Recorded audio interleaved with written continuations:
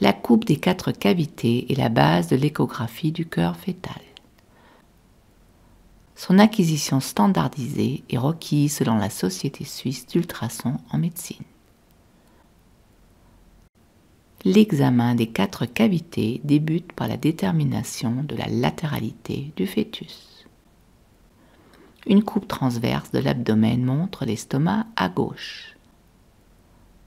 Le cœur fœtal pointe à gauche. 2 tiers du cœur se trouvent dans la partie gauche du thorax. On parle de l'évocardie. L'axe du cœur est de 45 degrés, plus ou moins 20 degrés. Le cœur occupe un tiers de la surface thoracique. Le rythme cardiaque est régulier. La contraction des oreillettes et des ventricules est synchronisée. L'image est agrandie afin que le cœur occupe au minimum un tiers de l'écran. La présence des 4 cavités est confirmée. Les oreillettes et les ventricules sont symétriques. Le ventricule gauche constitue l'apex du cœur. Le ventricule droit est proche de la paroi thoracique.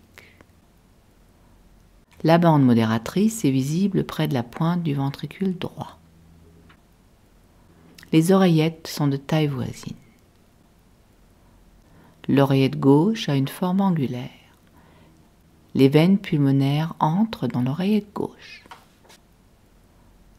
L'oreillette gauche se vide dans le ventricule gauche par la valve mitrale. L'oreillette droite a une forme arrondie. Elle se vide dans le ventricule droit par la valve tricuspide. Nous reconnaissons le foramen ovale et sa valve. L'aorte est en place en arrière de l'oreillette gauche et en avant du rachis. Le ciné-loop permet l'évaluation de la croix du cœur.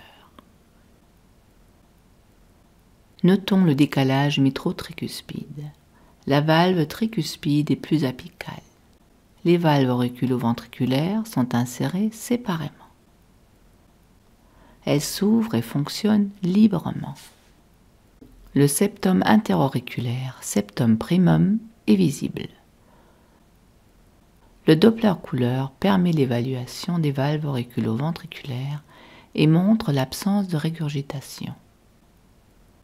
Il aide également la confirmation du drainage des veines pulmonaires dans l'oreillette gauche.